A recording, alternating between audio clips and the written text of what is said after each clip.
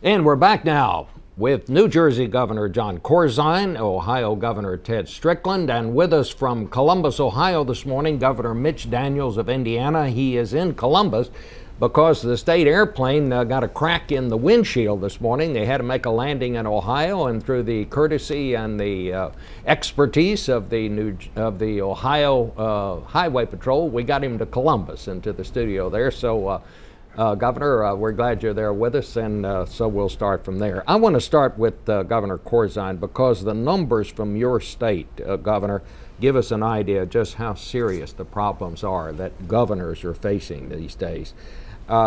You expected your state sales tax to bring in $8.6 billion, I believe, and it looks like it's going to be about $653 million short of that. State income tax is going to fall $145 billion short of expectations. $145 million, not billion, or we've got a real problem. I'm sorry. $1,045 million, and you're facing a $2.8 billion drop in budget revenue, which just gives people an idea of what a sour economy will do. That's about 8 or 9% off of what we thought we were going to have. Yeah. So you're going to get some money in the president's stimulus package. I take it that New Jersey's going to take the money. I think we probably take that and make sure that we're educating our kids and providing health care as best we possibly can to the citizens of New Jersey. I think the president has done the right thing. I think it saves jobs. I think some of the other expenditures that are a part of the program on highways and bridges and the energy infrastructure of the country, I think we're going to create a lot of jobs, about 100,000 in New Jersey out of that program, combined with the things that we're already doing in the state with regard to our infrastructure and schools. I think it's actually going to make a big difference in the economy. Governor Strickland, you got some big troubles out there in Ohio, especially unemployment. I take it you're going to accept the stimulus money. Absolutely. I believe Ohio is going to get about $8.2 billion out of this package. We will use those resources to make sure that college tuition doesn't explode, that we are continuing to invest in elementary and secondary education to provide quality child care for our kids. We need these resources, and I'm very happy that the Congress and the President is providing this resource to our states. You know, this is a very unusual time in the history of Ohio and in the history of the country. And this is not a normal economic up and down cycle that we're seeing. It's historic, unprecedented, and I think it's necessary and appropriate that the administration and the Congress is helping us out in these ways. Governor Daniels, I guess one new expense you've got out there in Indiana, of course, is you've got to get the state airplane fixed. So that'd be... But you are in it's not just a job, it's an adventure. There you go. You're in a much different position than some of these governors are because you actually have a balanced budget out there in Indiana. But I take it that might not last long because unemployment is just ballooned out there in recent months, has it not? So I take it you will be one of those taking the stimulus money? Sure we will. Yeah, we are in a little different situation. We've come actually we were bankrupt when times were good, and have come to a position of all debts paid and budgets balanced and a pretty strong reserve. But it won't last if the erosion of the economy continues at the present rate. So we will take it. We will try to spend it prudently and wisely. In our case, we'll try to invest it for the future of our state. We don't have the holes to fill that other states do, but that doesn't mean that we can't, I hope, use it to leave permanent assets behind, whether they're roads and bridges or better prepared teachers, so that we're a stronger Indiana when this is over. Governor, let me ask you, do you find it somewhat hypocritical that some of the Republican governors, I know Haley Barbour down in Mississippi, Bobby Jindal in Louisiana, just to name two, are saying that they're opposed to this and they don't want this money? So they're at least saying they don't want it, but some other governors are saying, well, we're opposed to it, but we're going to take the money anyway. What's going on that? Well, first of all, I've studiously stayed out of the debate about the merits or demerits of this package. I think my job is simply to use these funds, which are a fact of life, for the best interest of our state and its future. But you know, let's have some respect out of fairness for a very legitimate point of view. There are some very legitimate concerns about this bill. And it's massive amounts of spending on things that have nothing to do with stimulating the economy, massive amounts of money that everyone understands cannot possibly be spent for 2 or 3 years. It's smuggled in some very dubious policy, welfare without work, and a bigger government takeover of health care. So I just think that people in good conscience, my own Senator Dick Lugar is as bipartisan and thoughtful as any member of Congress, and he couldn't bring himself to support this particular bill. And so I think we ought to simply move forward, and each of us, as governors anyway, make the best decision we can for our own state.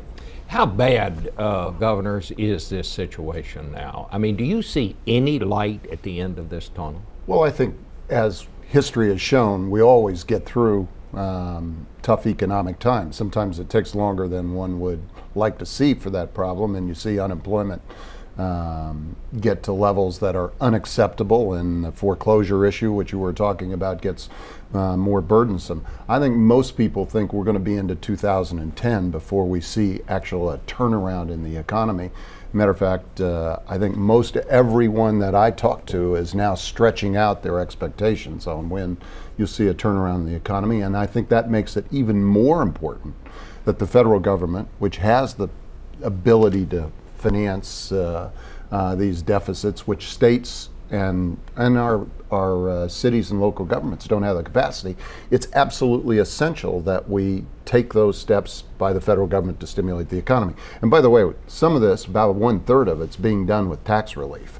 You know, we're putting money into the pockets of middle-class families. We're helping families send their kids to college. We're doing all kinds of things to try to stimulate individuals, to stabilize the uninsured, the people that are unemployed, and then we're making these long-term investments which create jobs. Governor Strickland, what's the big problem out in Ohio? Is it unemployment? Is it these foreclosures? What is it that... The foreclosure problem is a huge problem in Ohio. Of course, unemployment is growing, and we expect it to continue to grow over the coming months.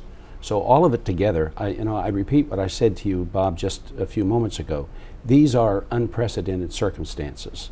We have never been in circumstances quite like this, perhaps ever in the history of our country. A convergence of economic factors have come together. The housing crisis, the meltdown on Wall Street, our financial institutions under stresses and strains. That's why I believe the response of the federal government is so critically important.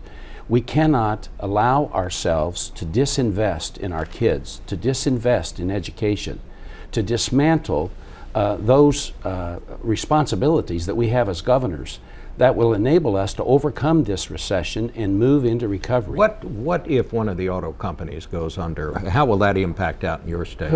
Hugely, hugely. And it will not only impact the big three, it will impact all auto companies, including Honda and Toyota and all the others, because they have the same supply network. And this supply chain is very fragile, and if it starts to collapse, it could have a cascading effect that could, quite frankly, cripple an industry that has been so vital to the economy of our entire nation for so long.